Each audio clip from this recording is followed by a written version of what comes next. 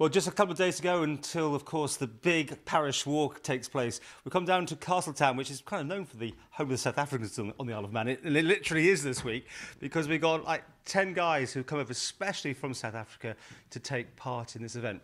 One's done it before, that's you, sir? Yes? That's correct. So we're looking forward. Also with trepidation, because we know what is lying ahead. I think last year was a big surprise. We never knew that the terrain will be so undulating. So we've definitely this year practiced a lot more and exercised to be ready for the hills. So how did you do last year? I made it up to Peel. I thought it was quite an achievement, but we left here, and I left here last year with unfinished business, and that's why we're back to complete the whole course this year. And you decided to bring some virgins with you? Definitely.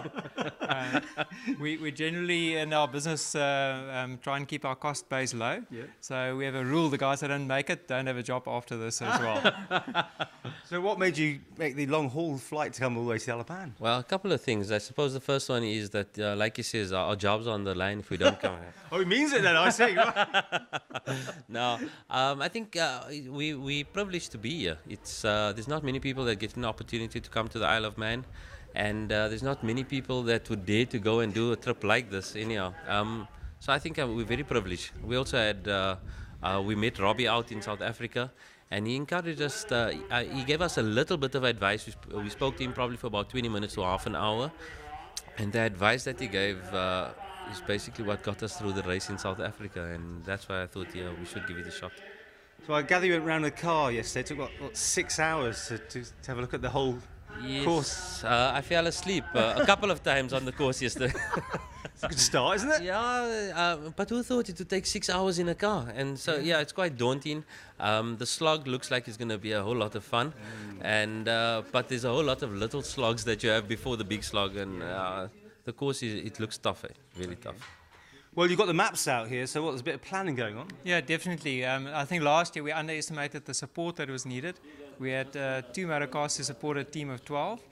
This year round we arranged a support team for every person. So now we're planning exactly the route and where we need to meet our support base. And so you can see we're taking it a lot more seriously this year. I think we've certainly learned last year that you have to deal the course with respect. That's part of our value base in our team and in our business as well. When we do things like Kilimanjaro as well, you learn that you need to have respect for the route in the mountain. So this time, same story, yeah.